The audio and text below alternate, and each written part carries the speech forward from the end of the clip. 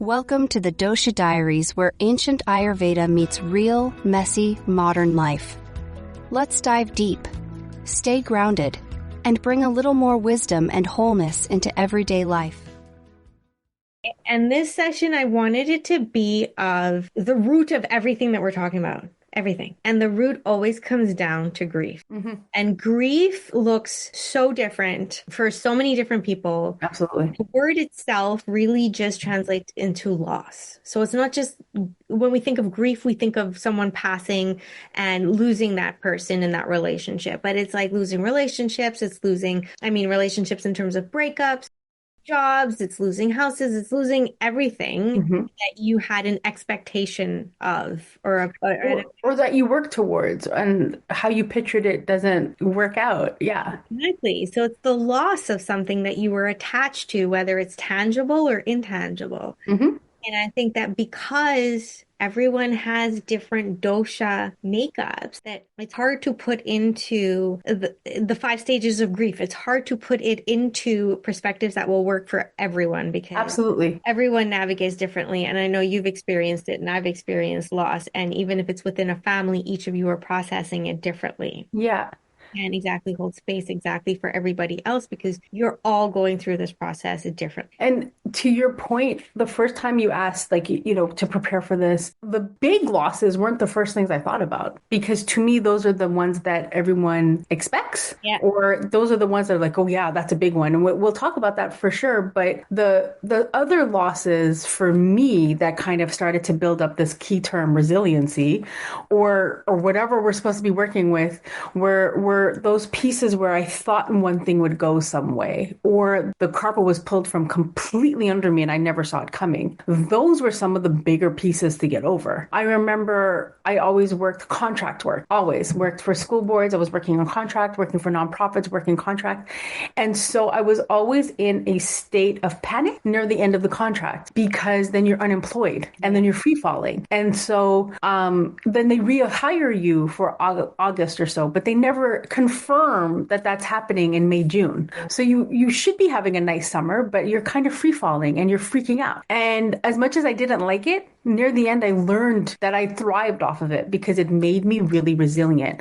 I would get different contracts. So I always had like more than one plate spinning. Now in reflection, I was always trying to get ahead of some kind of loss. Like, I don't want to have the loss of wage. I don't want to have the loss of employment. I don't want to have and that wasn't grief per se, but it always had me like in a state of go. And then I did lose my job once, completely unexpected. And I got called in and I thought it was my dream job. And that started something for me. It cracked me open. I was fired. Fired for what? Like, I still don't have a clear, this is years later, understanding of why. I even emailed HR, like, can you guys give me my file? Like, what did I do that got me there? And I couldn't speak about it. I would ball down the place. I could not believe it. And that was ego. Me? Fired? What? But that was one of the more significant losses that had me kind of open my eyes. And you would be like, you just lost your job. So what? No, it wasn't me walking away from it. I had just become engaged. And I had this thing that I thought was my career job. I would mature with it. I would have it for the end of days. It didn't work out that way. And then it just kind of snowballed that everything I thought would fit into this didn't. So who am I? And it really hit me. We're wrapped into our identities through this thing that I'm letting an outside source give me a title. What is this outside source? So I lost my job and now I don't have value. It really put me in a tailspin. The reality is I had to grieve that that's who the person I thought I wanted to be. And the grief process of that was so weird because you don't normally grieve things like that. But No, and you don't associate that with the word grief, but that's exactly what it is. Yeah. It's exactly what you just said, I think is really important, that it devalued you by 100%. I let an external thing wrap up who I was in a package and say I wasn't good anymore. And I think that's a key component to healing with grief. Yes. Is that recognizing that without this thing, what does your value equate? And who am I now?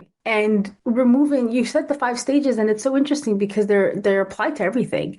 So I was angry, I was sad, I was disappointed, I was embarrassed, I felt like it was written over my face, like, oh my God, somebody let me go, and I still don't know why. But now none of that matters because it's always hindsight. I recognize that all of these things were pushing me away from the things to protect me. And now I'm walking in this truth of who I am. And years later, wasn't yesterday. This is maybe a good 8 years later, where now I'm like, okay, I understand who I am. I understand my value. And all of that comes into place, right? With how I'm able to navigate bigger grief and bigger loss, how I'm able to understand myself in the world and my value. Yeah. I feel that, and in hindsight too, on the journeys, that if you put work into your value and understanding them and knowing them, that the not take anything personally is easier to incorporate into your life. You're absolutely right. Also, when we start to expand on like bigger loss and bigger grief, it's part of that person's journey and it's not us.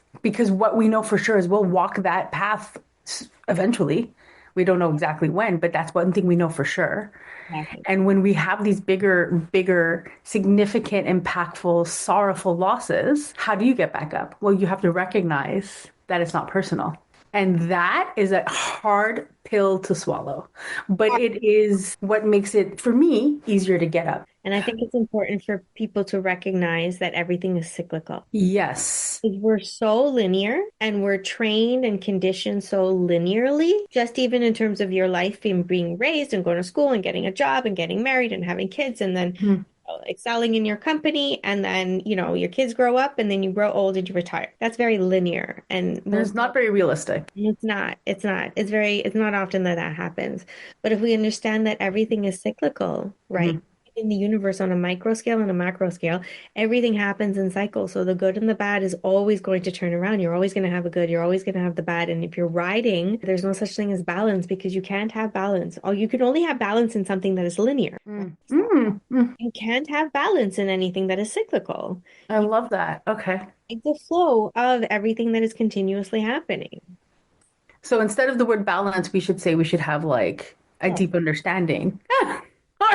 Or flow. Yeah, right. Because you have to kind of run with how the pendulum swings, right? Exactly. And so I feel you completely on that. And what has helped me is being rooted in gratitude. That helped me kind of realign and recenter that I am like blessed beyond measure. And I am grateful for everything that I have. And then the unimaginable happened. And even then, I was writing 5 things I was grateful for. And what my unimaginable was, it's a bit of a story, but my dad had a stroke January 12th, 2023. His birthday is January 11th. So my siblings and I, my family, we were all together the day before for his birthday. And I remember driving home with my husband and I was like, this was so fun. Like we had a really fun day. There was none of that extra, in families, you have those quabbles and those quips and we chook and there was none of that. It was just good vibes. And then we get a call the following day that he had a stroke and that he was brought to the hospital. And we all mobilized, we get to the hospital and they said it was mild. So I didn't have this panic feeling at all. And we said bye to him. He was talking. He was like, okay, see you, good night, girls, whatever. And we all left. And the next day we were expecting to hear news and they were like, oh, they're going to run a few more tests and that kind of thing. So he never left the hospital. It just became a series. And so he stayed in the hospital and things just started to go really badly for him. He had one complication after another complication. And my mom was going to the hospital every single day to see him, which makes perfect sense. That's her husband, right? And she was always a sickly person. From the time I was a kid, she had her bouts of going in and out of the hospital for various reasons. And this time around, all of our attention was on dad, all of us. And it's different and it's very stereotypical and it's very gender specific, this piece. But if it were the opposite way, my siblings and I would be cooking for dad, probably doing his laundry, or at one point been like, can you just move in with one of us or like rotate? Because it would be too difficult to, be at home, raising our families, working, and then going there to do all of that there as well. I'm pretty sure at one point we would have been like, okay, you got to come in with us, just because my mom did everything. So knowing that I don't even think he would prepare meals for himself we would step in. And the difference here was it was my dad who was in the hospital. So when mom said she was cooking and cleaning and eating, I didn't feel like any of us had to go in and verify or check. And we didn't because mom does all that. Right, because mom. But what she didn't necessarily share was how hard it was to go to the home every single day when he wasn't there. So her loneliness and her feelings were not expressed to us because she was shouldering how we were feeling. Yeah. I remember calling her and be like, I can't go today. I can't. No problem, I'm going. Don't worry. But who can she call to say she can't do it? So in hindsight, I wish I would have maybe checked into her more, but I'm getting emotional because on the 23rd of May, my mom died and we didn't have that on our radar. So we were like, huh? So the way it was with mom is she would go in the hospital, get really sick, and then come out. This was our pattern with her for 20 years almost or more. So when we had to bring her in, basically I had seen her on the Sunday for a belated Mother's Day brunch at my place. And I thought she was really chill. I didn't know her body was failing. I didn't know she was dying. I didn't know that that process had started. But now I know because of what I've started studying and things, but then I didn't know. And I remember telling my husband, I was like, yo, she was so chill today. She just wanted to like lime. And that's not her. She's must go, go, go, go, go, right?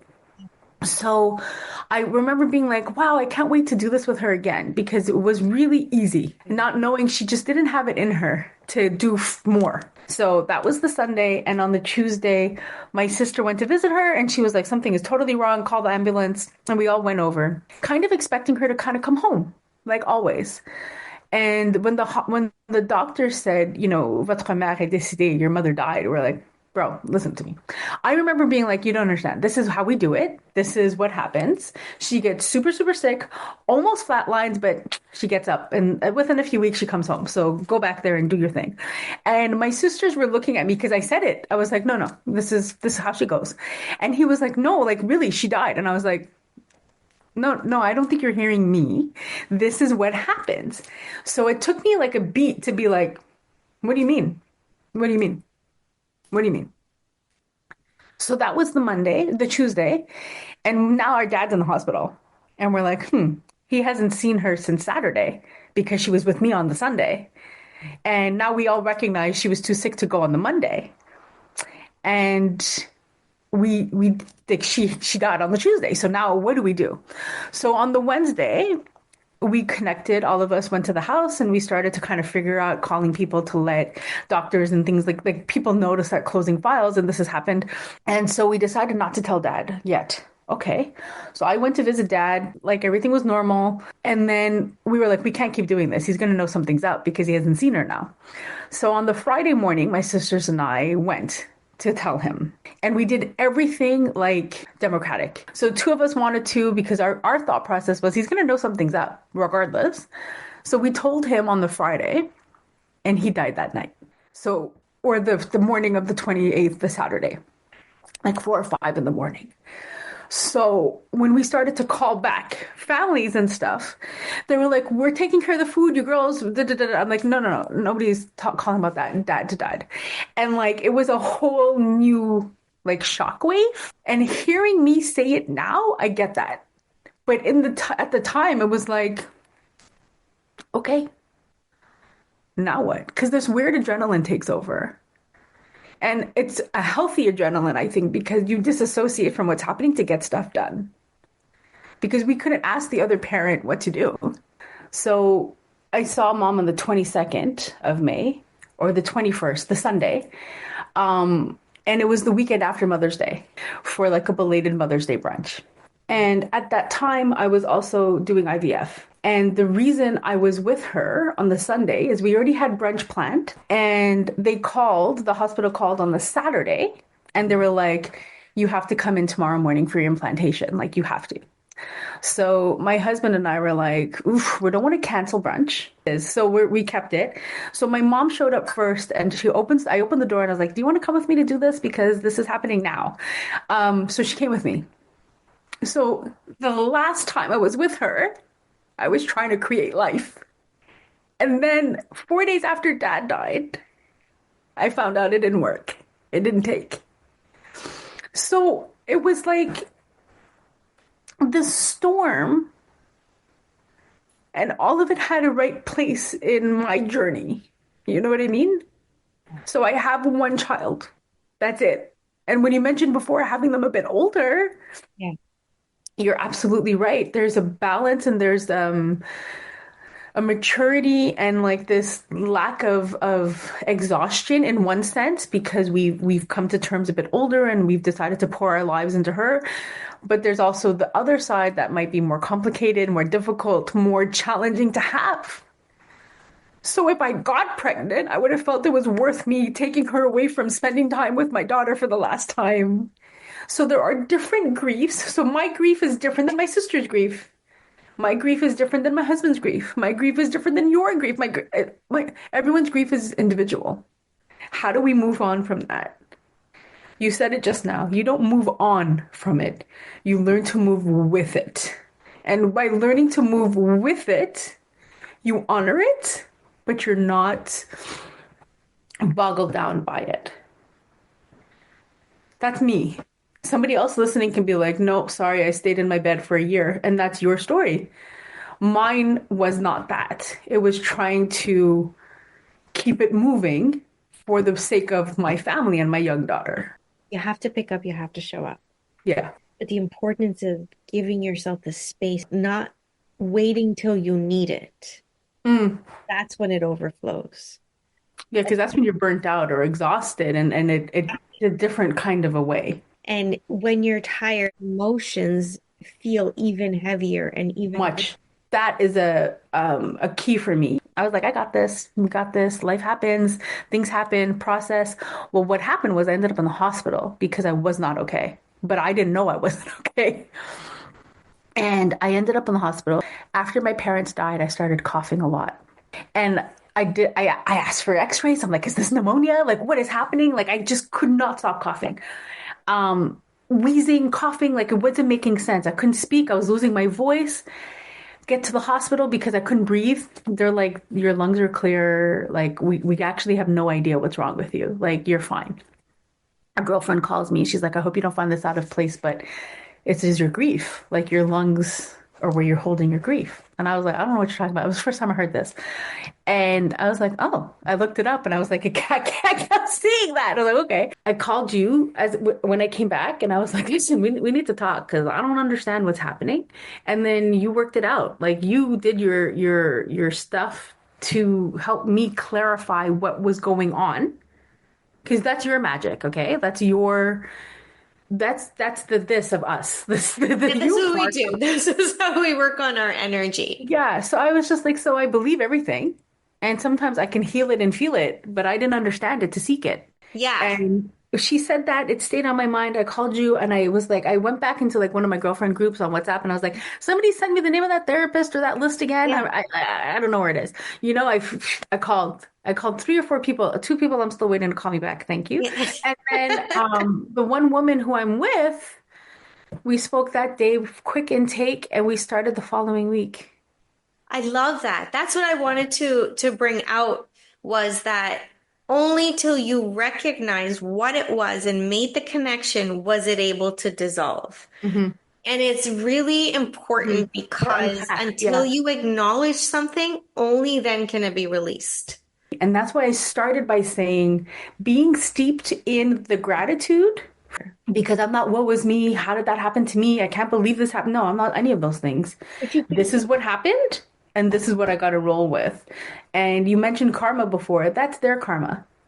That's their soul's connection, having made that contract to do that. I kind of felt like they were helping us. Like, how many, I don't know, this might sound so wild, but we had one funeral for both parents. What happened to me is an anomaly.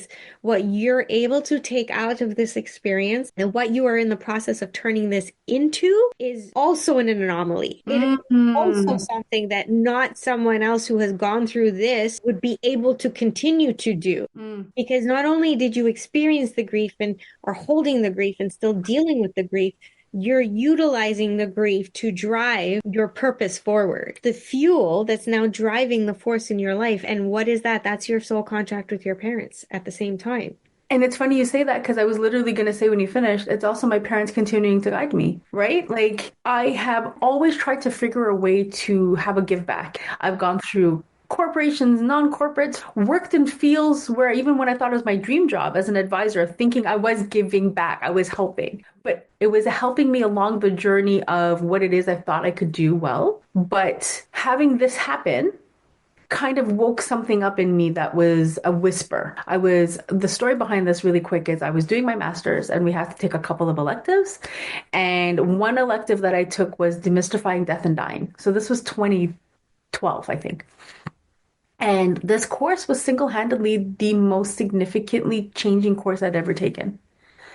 The teacher was wonderful, super like straightforward and direct about the different types of losses and how you feel and how you experience loss and grief and death and dying and preparation. And it changed how I started talking to my parents. What do you want? How do you want this to go? What would you like to have happen? Like that kind of thing. So I would talk to them different. I would ask them questions, da da da. And it was a whisper. This is a really cool job. This is a really interesting thing. This is a real way to kind of help people when they're their worst or when they're not thinking straight. And it was a whisper. And then mom and dad die 10 years later, and I had one weekend where I was steeped in anxiety, didn't feel good, wasn't aligned with the mission, not feeling good, and I quit on the Monday.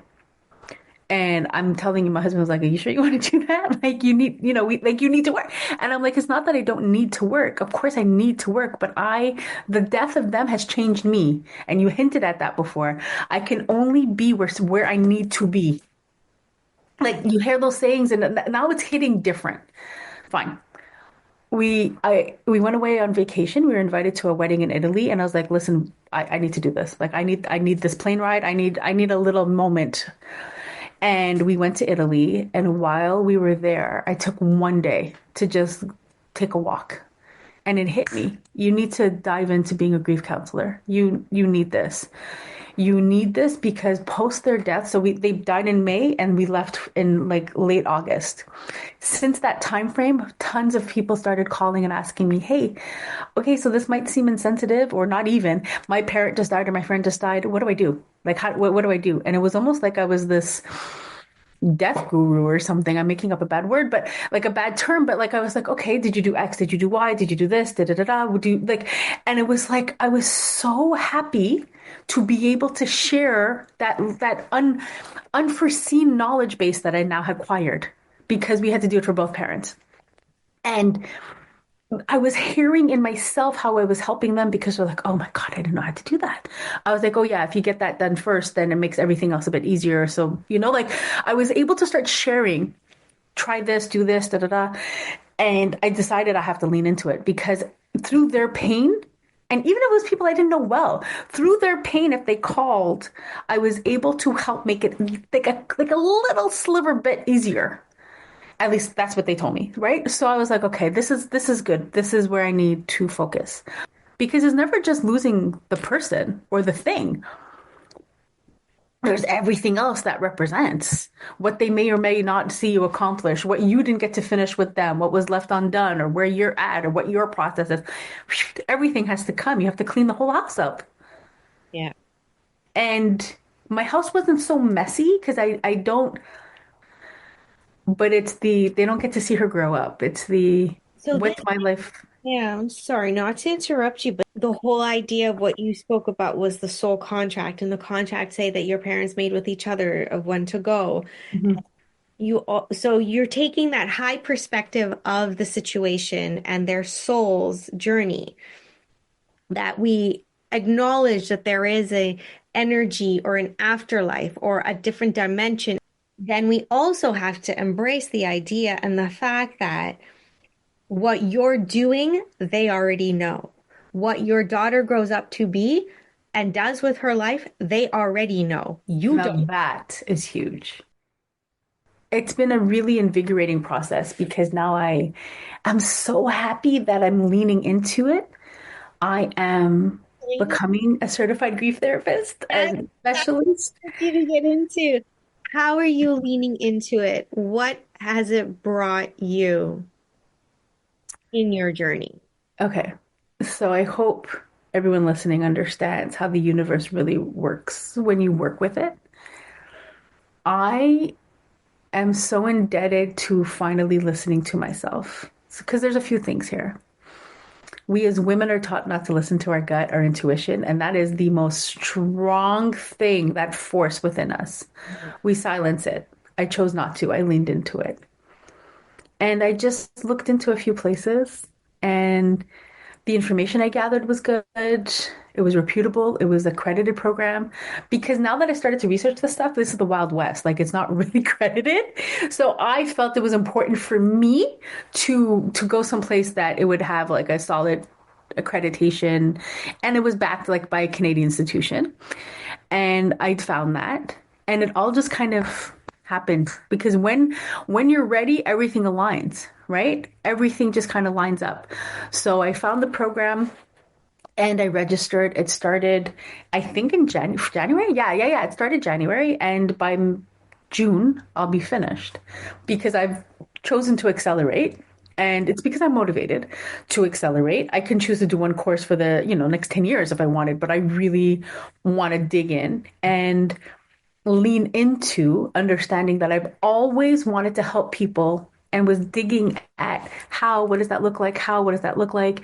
Taking all my previous schooling, taking all of my personal work, taking all of my professional settings with me to combine and culminate to this place. And what it looks like is doing grief work. And grief work is different for everyone. Yes. What the real important part is knowing that we're all on this journey. And the 5 stages don't apply to everybody, and they do at some point in your life, and they're not with you. Like, it's just such an interesting thing that there's so many frameworks around grief. But what the most important takeaway for me is that everybody's journey is individual. And there's not one way to do it. And we already spoke about how families see it different. So all of that comes into play. What is for real is that I am a much better listener to people who aren't my family. Yeah. So I have to give myself some grace because I'm not a fixer. And when it's my siblings, I want to fix things, but they don't need that. Sometimes they just need me to hush, shut it, and listen. And I can't do that with them, but I could do that with others. So it's also knowing when to refer, right? Also knowing like, this is not for me. But I know that the universe wants me to be doing this as well, because as soon as I made this decision, every fiber in my being, every hair on my body was standing at attention. And since I have made this decision, every single thing has been rolling into perspective and working out beautifully. So I called the teacher I had 10 years ago. I looked her up online. And when I had her as a student, she looked old to me. Okay. I was like, she's definitely retired, but she may have even died. Like, I don't know, because she didn't look young when I had her. Anywho, I find her number and I find her name online, and it had to be her because it was like a grief bereavement person. Get the number, call, she answers, and I tell her what I told you just now. And she's lovely. Oh my God, this is lovely. She starts telling me names and places and people to go to call and check and da da da. I was like, do you even remember me as a student? Like, I wouldn't be dropping names so quick. Like, make sure this person is legit. And she's like, no, dear, listen, nobody has ever called me before. And if you took the time to find me, that means you need to be doing this. I was like, she got that universal check-in. I said, okay, cool. And then I spoke to her. I've only spoken to her 3 times. Spoke to her the once. The second time I called her and I said, oh, I'm just giving you an update. I've started the program. I'm like a halfway through. And now it's time for me to start looking for work in the field. And I've already called a place. The place I called was ironically where my parents had their service because my mom had pre-planned. Yeah. So the beautiful thing was my mom pre-planned everything. And so we called. This I have to share. We called on the Wednesday, and they could only give us an appointment the following Monday, the 29th of May. And my sisters and I were like, wow, that's really long. Like, what the heck? Yeah. And so Dad died Saturday morning. So we called them back and we're like, so this just happened. And they said, say less. We're going to go get him. We're going to bring him to the morgue and we're going to put them next to each other. So now having that Monday meeting made sense because now it's for both of them. Right? To me, I was just like, holy crow, imagine. They were lovely. They were wonderful. And that's who I figured I would call first to kind of get a name or an idea of like how does grief work in a funeral setting? Like how is there, do you guys refer services? Like I wasn't trying to get a job there per se. I was just trying to understand, do you guys have referrals where if somebody's like really not doing well or they're interested in grief work, like a bereavement group, can you like have my name on a list like that? Anyway, so I spoke to my teacher and she was like, "Did you call?" And it happened to be the same place. And I was like, "Actually, yeah, I'm about to." So she goes on her computer, she opens it up and she's like, "Oh my God, call this one, this location. I used to work with this lady for 20 years. She's lovely. She'll let you know if there's something up your alley." Okay, what do I have to lose? I think the goal of this whole thing really is understanding we are not in control. We just have to take every opportunity, man. We are not, we have to listen to these things because if we don't, then that's when we're saying, God, I want to sign. I want to sign. They're coming. If I never called, then you wouldn't hear this part. So I called the woman. She answers the phone. I tell her exactly what I'm looking to do, which is grief and bereavement work, just like my teacher did. And she goes, Ikutla, I don't have anything for you right now, but come in, let's meet. I said, sure. The following day, I met her. We're sitting, it's a beautiful location. I'm sitting there, we're talking, I'm telling her what my goal is.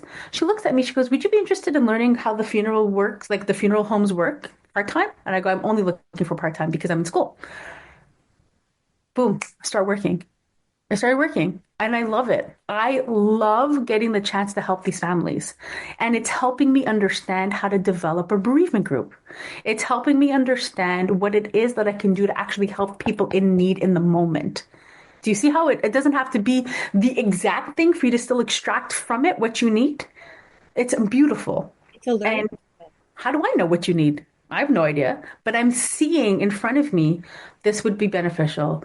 This, not so much. Cool. So I tell my now boss, I know you want to say something. Go tell me. No, I was gonna say though, because I remember when you were telling me the story and you said something that was so relevant where that it turned their heads that you expressed that this was the last service that they're going to remember 100%. and your goal to give them that love and that attention and that feeling of they're heard and they're seen in that moment, which is so important because you'll never forget who helped you at the funeral home, who was nice or not. You're never going to forget that last experience, no. which is why it was the first place I wanted to call post when I was figuring this stuff out, because the guy who helped us was so kind. And he was the first to admit, I have no idea what it is you guys need to do because we're Hindu. We're practicing Hindus. We were having a Hindu traditional service in a non-Hindu friend. They were very friendly, so I don't want to say non-Hindu friend, but a very Anglo-Saxon type place, right? So they were like, let's figure this out together. We're going to take one step in the right direction every time together. And that humility and that, I don't know, we're all going to figure this out together because we couldn't ask another parent. Like, it was very interesting for us. So we walked this pathway with our funeral director, and he left such a positive impression on me of not knowing everything, the opposite, not knowing but willing to learn, that it made him our best fit. I was really, really grateful. So all of that to say, now I'm working at a funeral home, and I turned to my boss one day and I'm like, I really like the idea of pre-planning and I really want to start doing grief work. I can see how we can do it. She hears me once. She calls a meeting with the executive directors. Il faut qu'on écoute. We have to listen to what she wants to do. She has something. I see her with the families. They leave. They come back to give her a hug, which is true. And I'm like, okay, if you want a hug, let's hug it out. Like, that's cool. She's like, I don't see this every day. This is not our normal person here. And everything inside of me, it's not ego, it's not cocky, it's not arrogant. It is an understanding that I'm finally working in purpose and I'm working on purpose. And by losing mom and dad, having that experience, having the job losses, having the fertility issues, having relationship stuff, all of that stuff has helped me understand where I am today, how I can help, and what my actual calling to help is. Because I didn't have that call to action before I experienced this. I didn't. I was having like this question mark of experiences. How would you have had that call had you not had those experiences. I don't think I would have. I'm excited, I'm motivated, and I feel seen in the work that I'm doing. I feel valuable, and I feel like I'm bringing value. And those things are worth more their weight than gold to me because it's me. It's me who's doing it. I'm not I'm not working for an organization. It would be me freelancing. So now I'm learning that I'm the independent individual. I am the thing they want. So now I'm the contractor and I'm asking to be on contract. I don't want to be an employee of anybody because I want to be able to take this bereavement work and bring it to different places and run my own groups because how many of us brown folks, disenfranchised folks, people of color do you see getting grief work? Where? My goal is so laser focused now to help us just have a place where the person you're talking to wants to learn more about your culture if they don't already know or understands it. Not meaning they understand it fully, because you and I are both Hindu and we have two very different experiences, right? But just having this like door opening of come in and take a breath and exhale. And we're going to walk this. And hopefully you come from it feeling like you don't have to have guilt. Come from it and feeling that it's okay to be sad. And leave there feeling a little bit lighter, even if you're sad, because two things can be true. Absolutely. And I think it's so important to be able to give people that space because when you're going through it, you, like you said it at the beginning, where there's an adrenaline that takes over and you're constantly in the thinking mode, so you don't have time to grieve. And then afterwards, you don't know how to grieve. So you're just You think it's been too long and you're like, oh, my time has passed to grieve. There's no such thing. no such thing because it comes up at any moment, at any time. And you have to be equipped to be able to recognize that.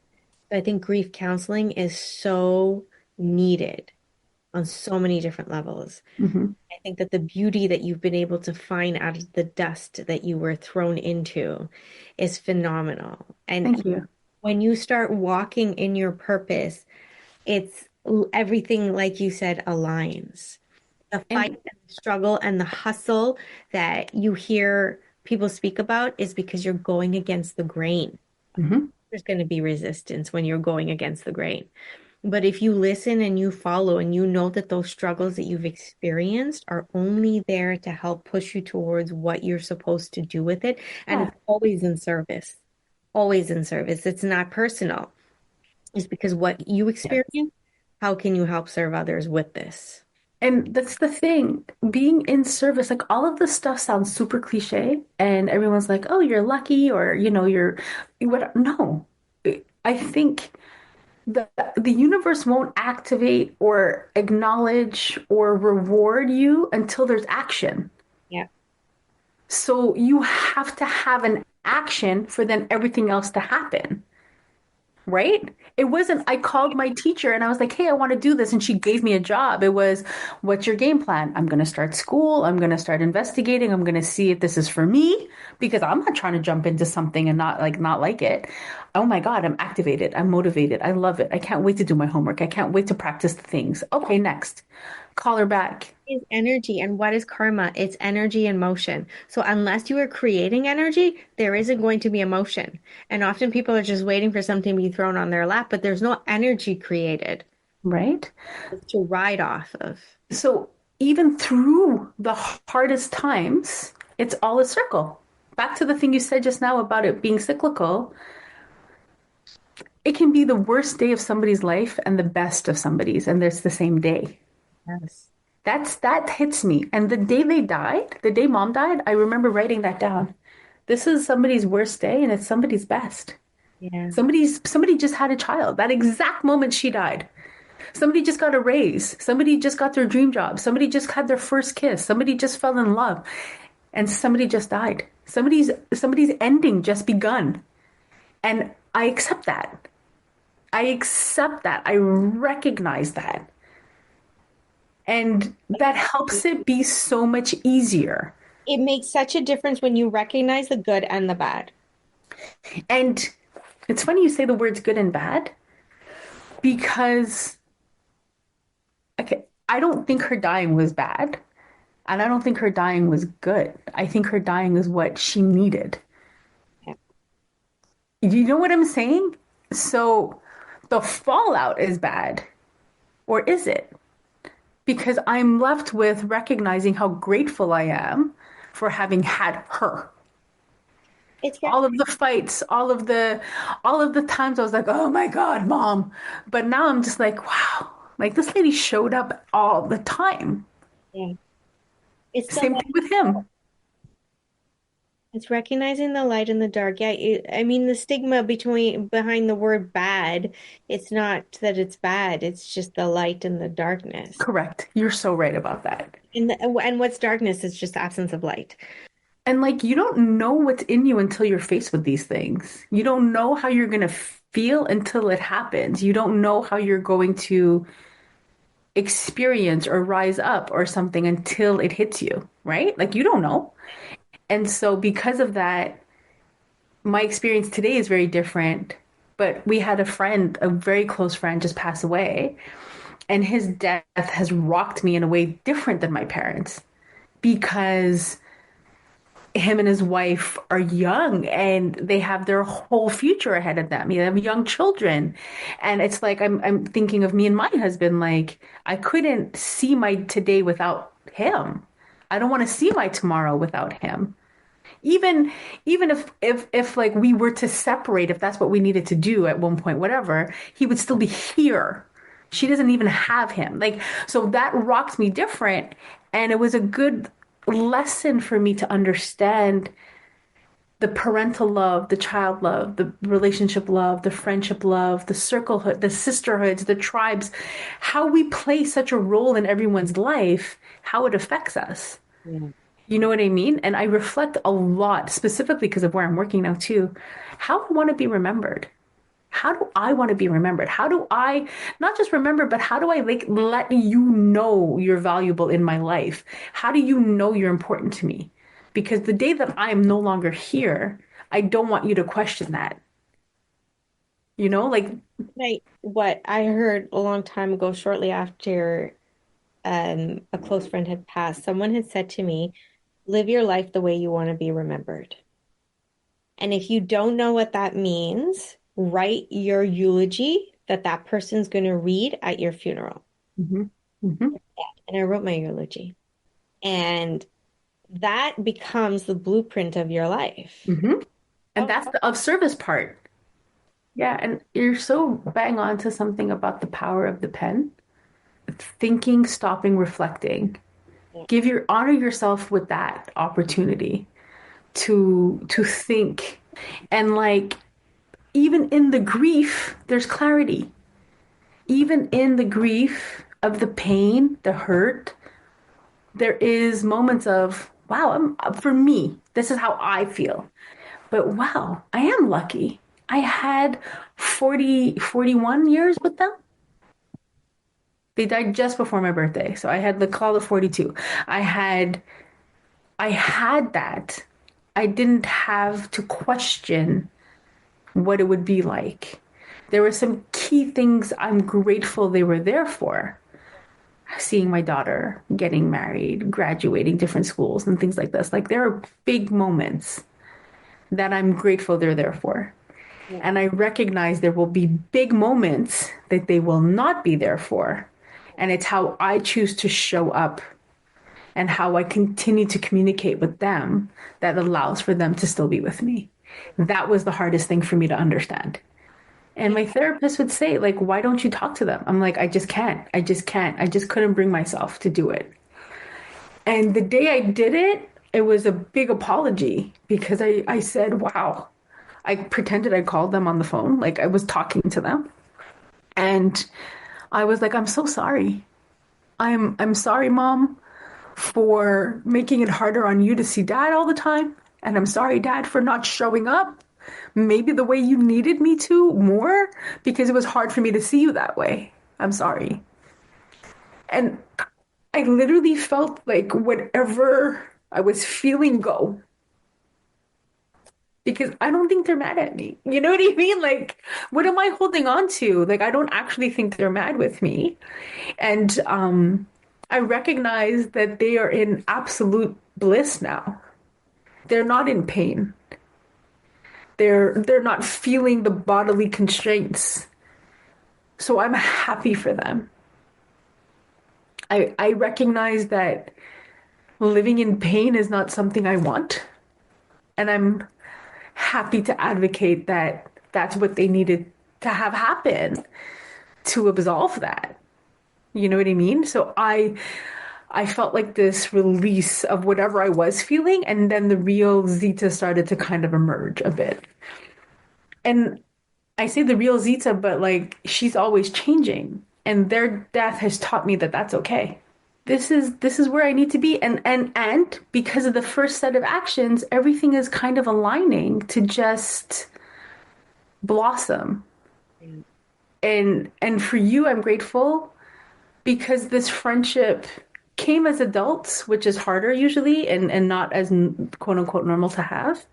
But it didn't feel strained, it didn't feel stressful, and it surely doesn't, but it feels like the village kind of happened with you instantly. And I don't take that for granted because your dad passed soon after my parents.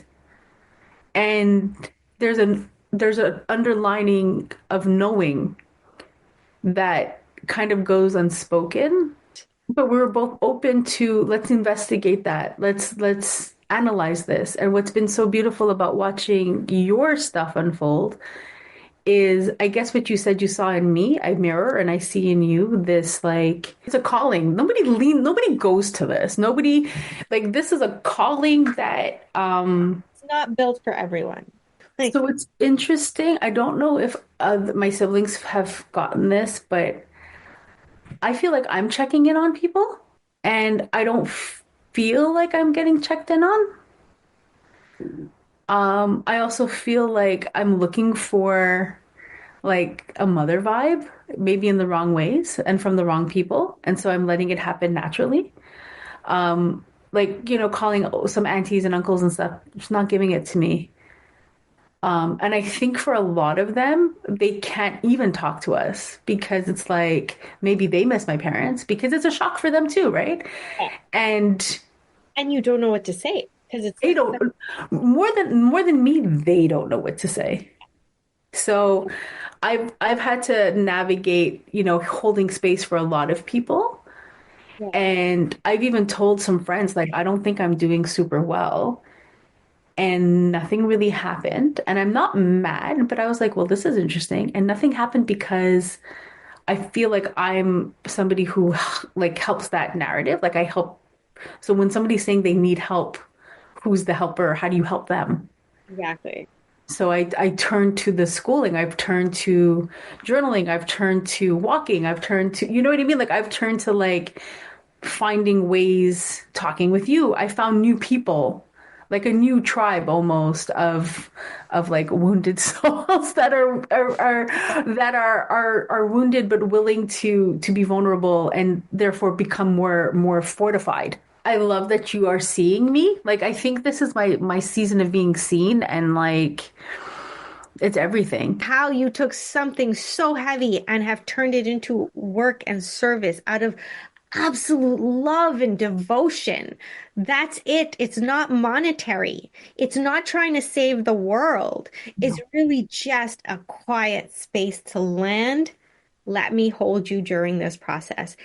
And I have goosebumps because when you experience grief, that's all you need. The healing is really just in a soft place to land where somebody holds you. That's it. Moving forward, that sadness never ever really goes away. Mm. And I recognize and I accept that. But what do I do with that sadness to be one, impactful, two, to be remembered beautifully, three, to really help me move, get that movement is by recognizing the sadness and acknowledging it. Because ignoring it, let me say, listen, ignoring it brings you to the hospital, okay? What you resist will persist. You feel me? Hmm. So ignoring it will bring you to your knees. Acknowledging it and working with it will help, a jagged rock become smoother. So it's still a rock, but the years of the water hitting it will make it smoother. Yeah. So I'm not trying to remove the rock. I am trying to smoothen the edges so that I'm not cut sharp every day. I love that. And that's what I think this grief journey is, man. Like, it's different for everybody. We all have different words for it. But if I can use that rock analogy, I think we all recognize that rock in our stomach or in our chest or on our lung or wherever it is. It's in our body, it's on our mind, it's in our heart. That rock is always with us. And the journey now becomes making all of the life experiences around it smooth it out. So the rock doesn't leave, meaning the pain doesn't go, but it's learning to make it a more peaceful, blissful, meaningful, smooth journey for us. Because they don't want that for you.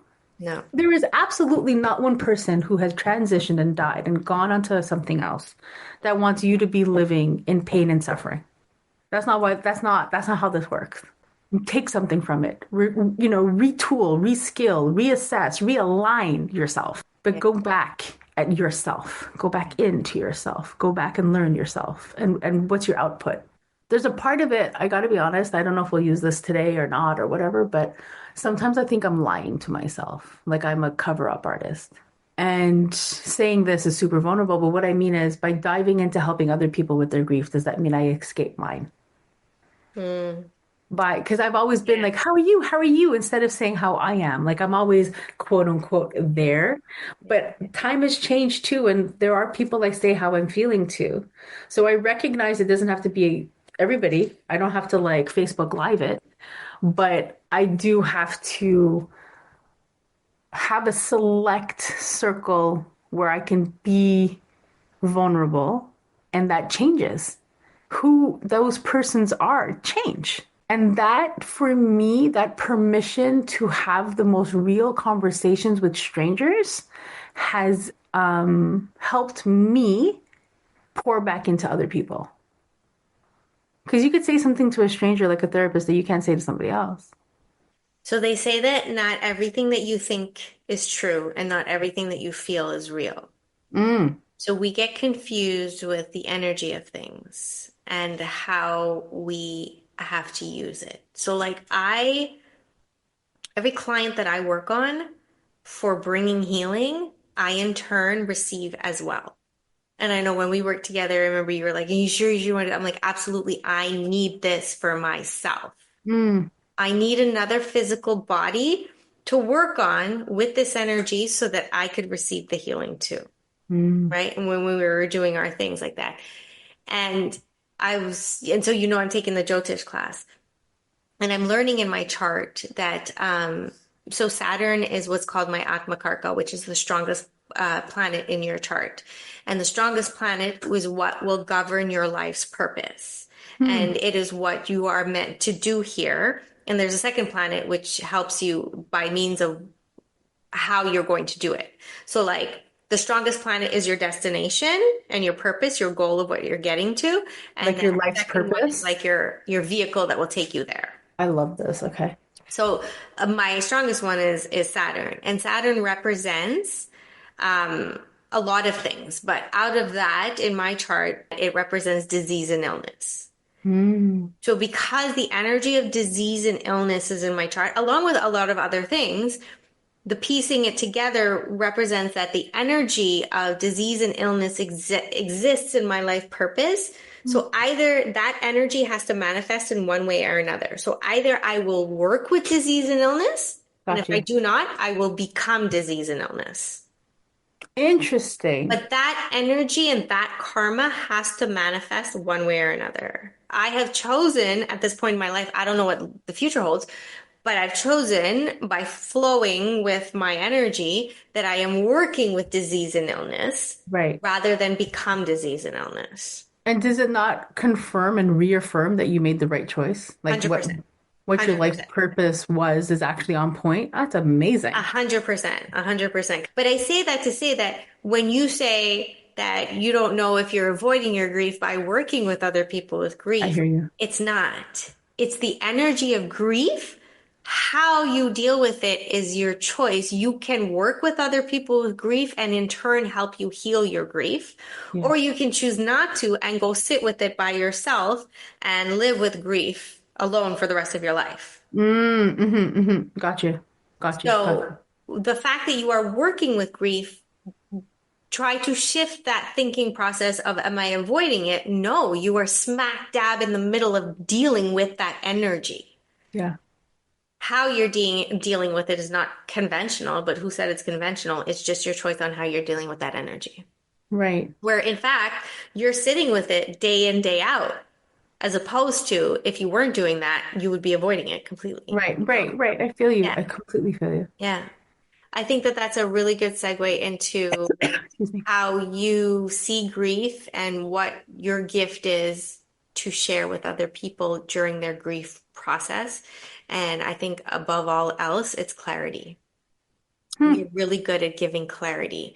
And when you're Appreciate in grief, it's muddy. You don't know. And I think that's something that we all experienced. And I know other people that have been going through grief when you speak and other people say to you, what do you need? Tell me what you need. How can I help? How can I help? You don't know. You don't have clarity.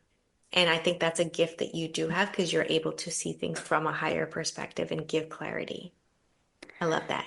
You're gonna be like, this is so beautiful because this path is exactly your soul's purpose, and you can see it and you can feel it, and you've equipped yourself with all of the tools and the skills along the way to do it professionally and to do it personally.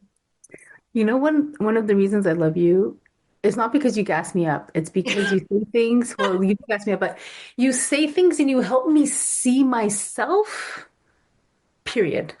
Because you say things that I'm like, I don't think I'm that insightful. I don't think I'm bringing you, and I'm not looking for a compliment. I'm being super honest with you. I don't see me the way you do. I get that. And we're all And our own worst critic. and it's not even a criticism in this state. I'm just like, I am just this atom, floating in this space. That's the universe. If I can help another atom feel good, then that's great. But you help me recognize that that's a possibility and that there's something to what I'm trying to do. And it fortifies me. And I don't know if you recognize that. And it's my job now to tell you that you are helping me see me, maybe for the first time, or maybe with this new version. And it's really profound for me. I'm so glad. I'm so honored. I love that I'm able to do that for you because it is so hard in this world and in this industry of healing and living with grief the way that we live with it to be able to see clearly and know how we can serve. And that's what it comes down to, serving. Yeah. And I Yes, 100% tell absolutely. you have the gift, and anything that I can do for you, I 100% support you. Same. Always. Thanks for hanging out on the Dosha Diaries. Remember, your healing isn't a trend, it's your birthright. Trust your body, trust your timing, and take what resonates. If you want to connect with us, visit www.skylatayurveda.com. Until next time, stay rooted, stay real, and stay in your magic.